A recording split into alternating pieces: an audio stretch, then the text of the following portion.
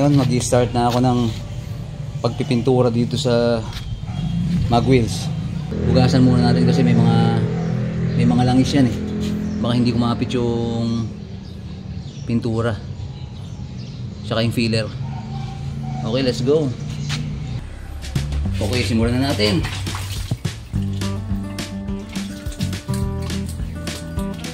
Siyempre, tanggalin natin to, yung center cap. Dali lang naman tanggalin yan at pakita ko na sa inyo kung paano. Sinundot ko lang.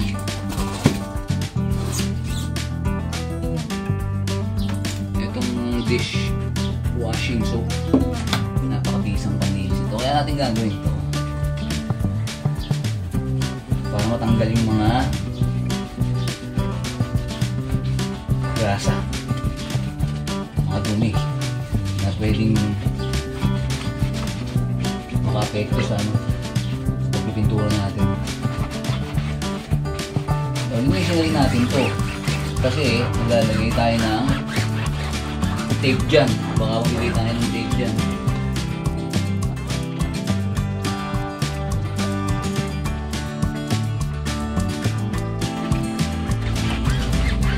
Tapos linisin natin yung likod. Ito linisin din natin to.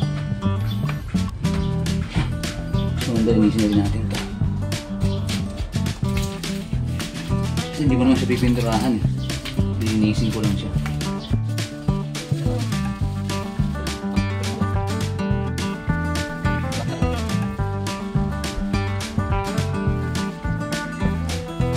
Yan, tapos banlawan natin.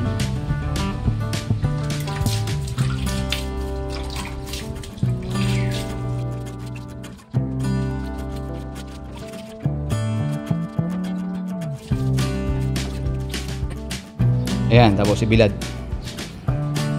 para matuyo. Dalawa muna gagawin ko. Okay yan, tuyo na. Susunod natin gagawin, lalagyan natin ng cover to. Ito na gagamitin kong pantakip, masking tape. Ayoko nung bara. Mas maganda to para walang lulusot na pintura doon sa goma. Kaya natin linis yung goma para kumapit tong tape. Kasi pag hindi mo linis yung goma, hindi kakapit yung tape.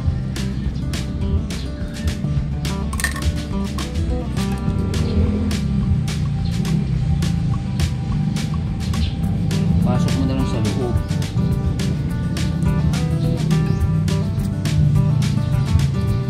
Yun o. Diba?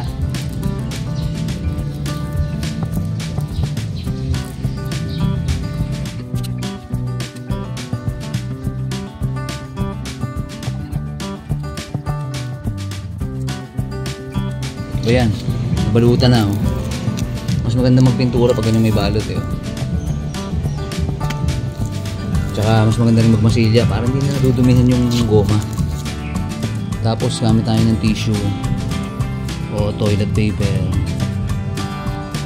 para panlinis. Gamit ang alcohol. Ano, alcohol. Dr. J. Ayan.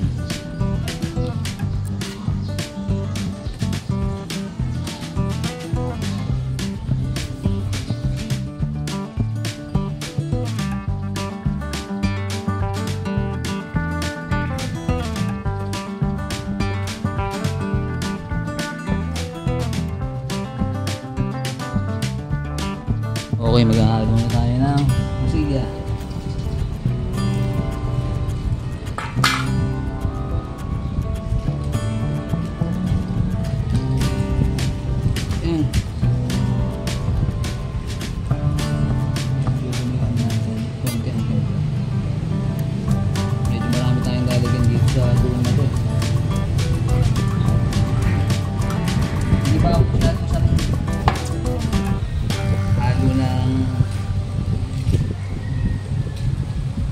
Partner eh.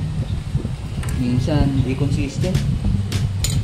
Minsan okay lang.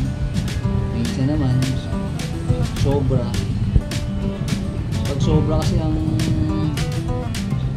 hardener, ang bilis matuyo.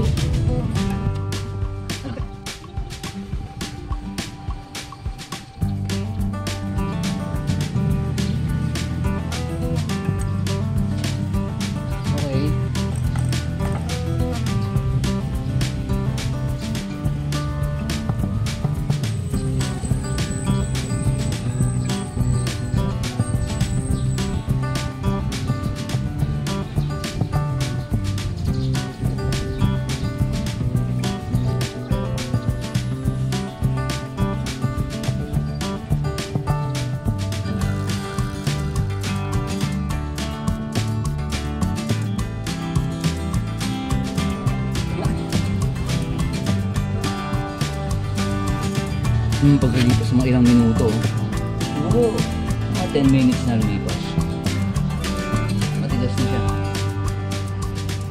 Yan, pwede na natin siyang liyahin ulit. Binilad ko muna siya sa sandali sa araw para masigurado bago ko siya liyahin.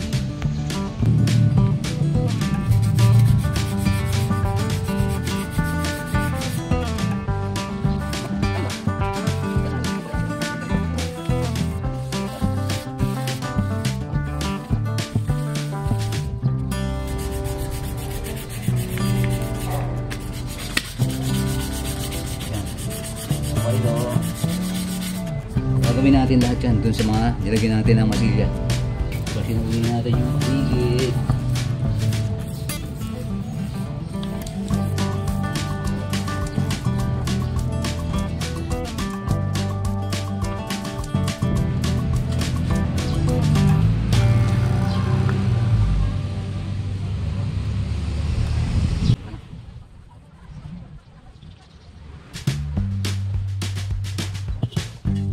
Okay, ready na tayo ngayon magpintura. Ang ganda ng araw.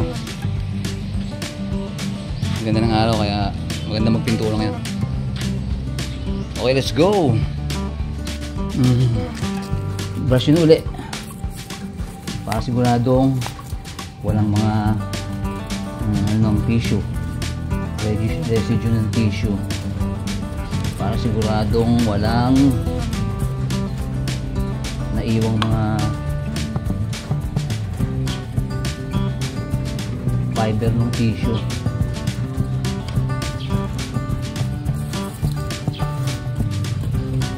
Yan.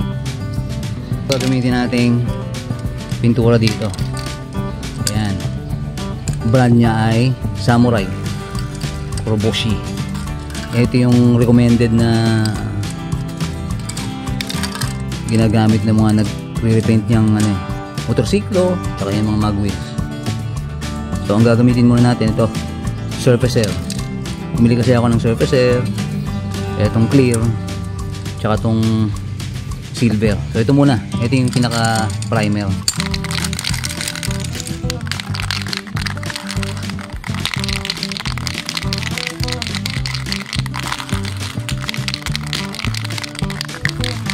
Shake natin ng ganyan hanggang 2 to 3 minutes.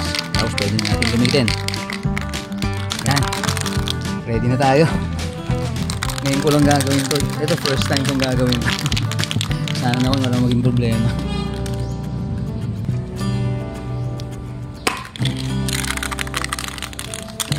Spray.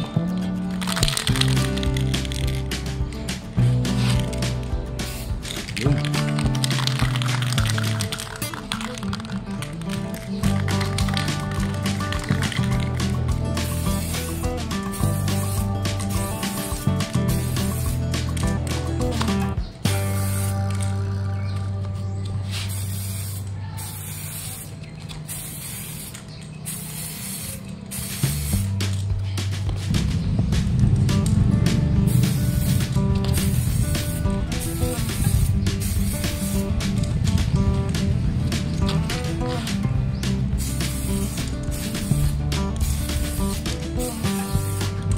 Yan. Pwede na yan. First coating lang naman eh. Yan. So manipis din, huwag kakapalan kasi pag kinapalan kung magkakaroon ng disaster. Minsan gusto natin maganda kagad eh. Sa pagpipintura dapat dahan-dahan lang. Kala mo expert eh. Ay naka. Second coating. Second coating ng primer.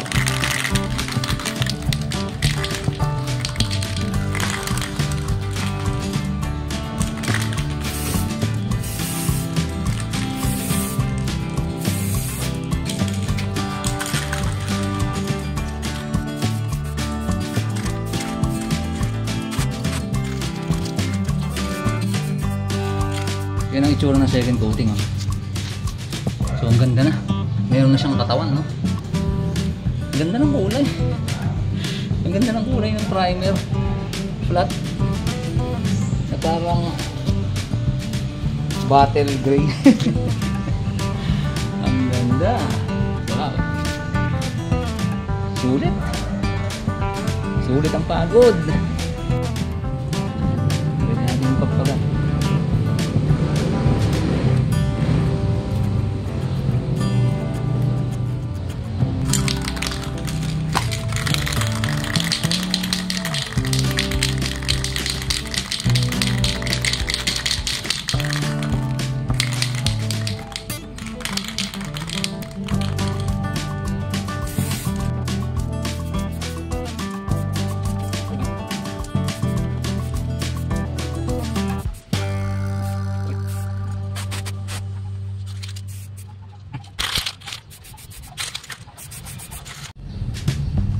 Okay, ready na yun tayong magbuga ng silver.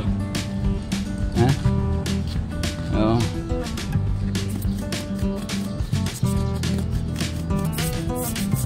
Tanggal natin ang alikabok.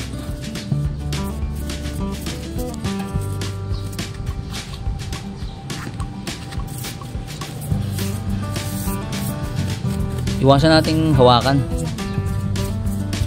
Kasi marumi yung kamay natin, maraming pang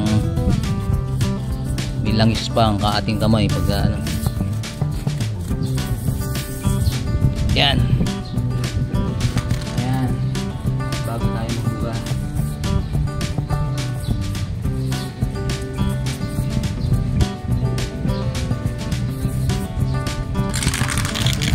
Okay. Pwede na.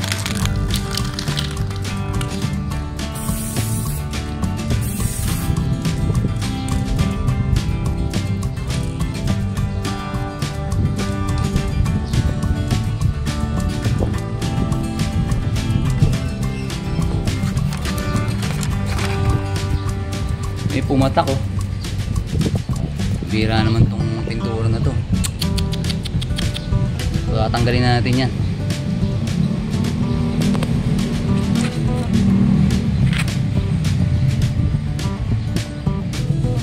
Oh, defective yung isang pintura.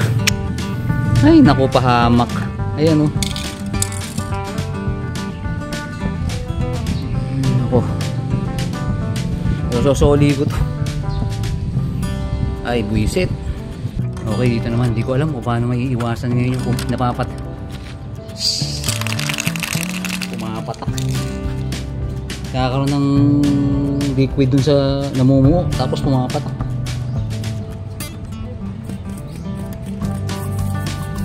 Yung primer, walang problema. Ang ganda, ibuga. Yung silver,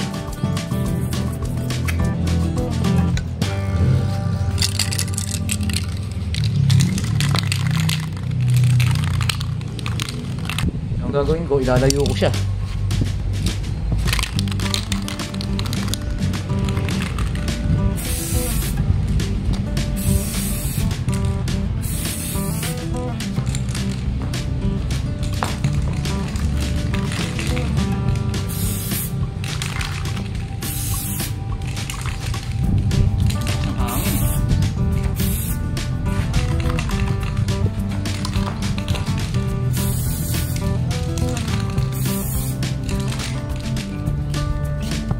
Ng tissue para hindi tumulo. Sobrang perwisyo.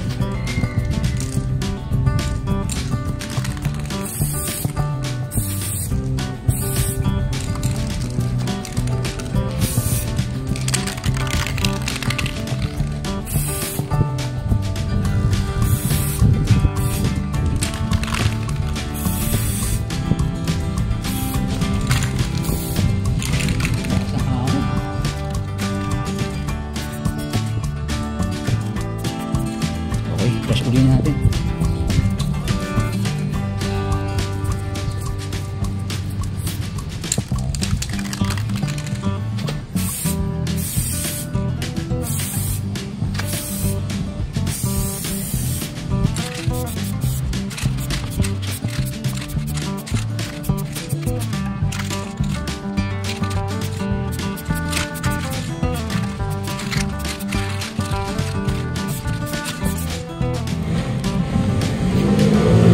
Second coating. Pwede na.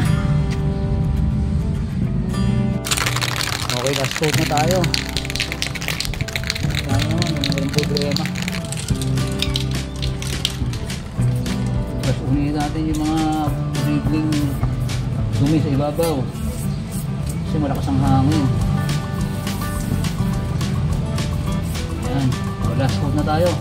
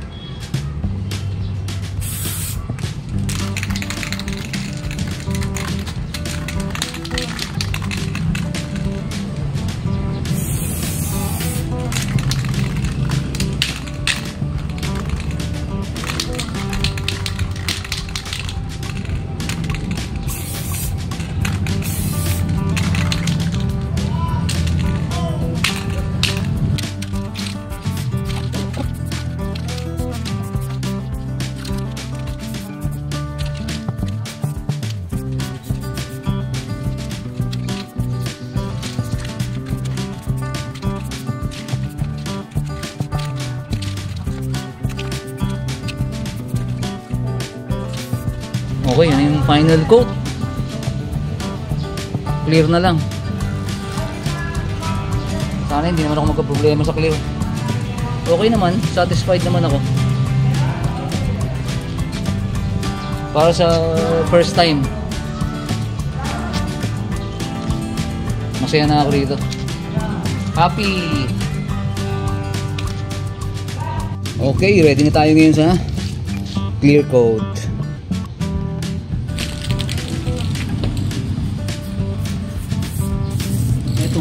Itong gulong na to, medyo hindi ko masyadong, marami akong ano rito, issues. Pero hindi naman halata.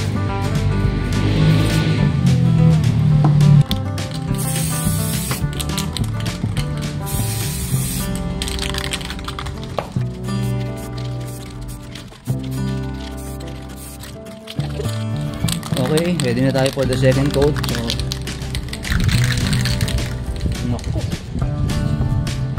Sobrang lakas ng hangin. Mga talsik yung mga alikabok.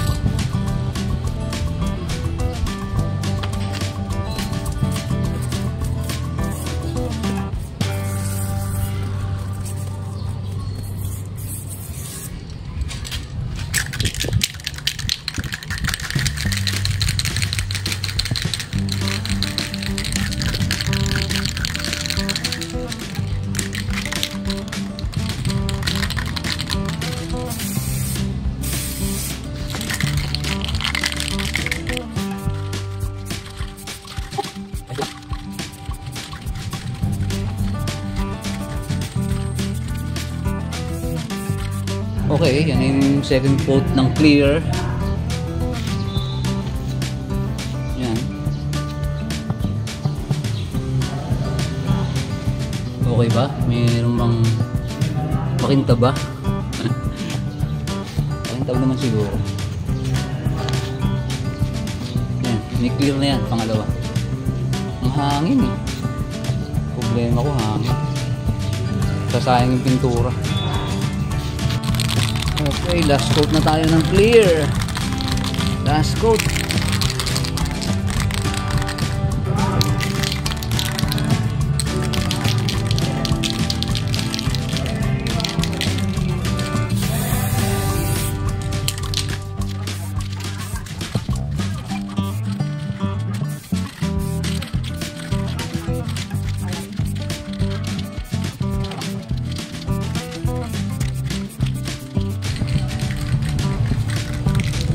Yun na yung last coat ng clear.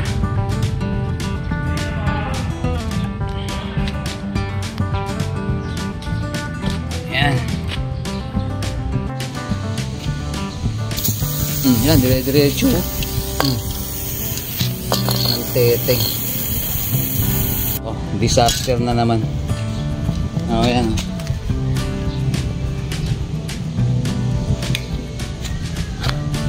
Naipit yung nozzle, ayaw ng dire-diretsong nag-spray ng liquid na, hindi na spray.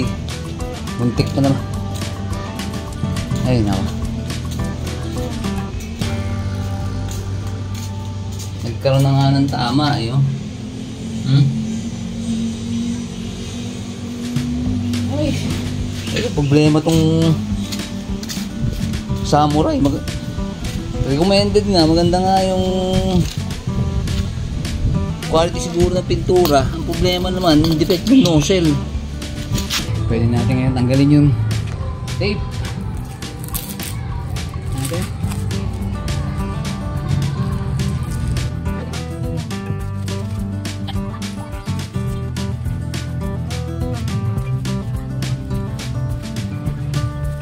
Okay, sa wakas natapos ko na yung project. Masaya naman ako sa naging resulta.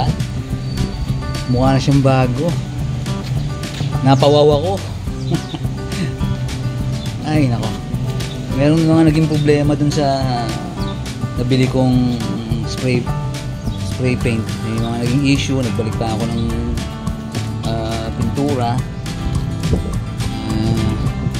Yung Samurai, highly recommended dyan ng mga nagre-repaint ng mga motorsiklo at saka ng mga mag wheels. Pero ang taka ako, merong quality issue. Yung primer, wala akong naging problema, pero yung silver at saka yung clear, nagkaroon ako ng problema.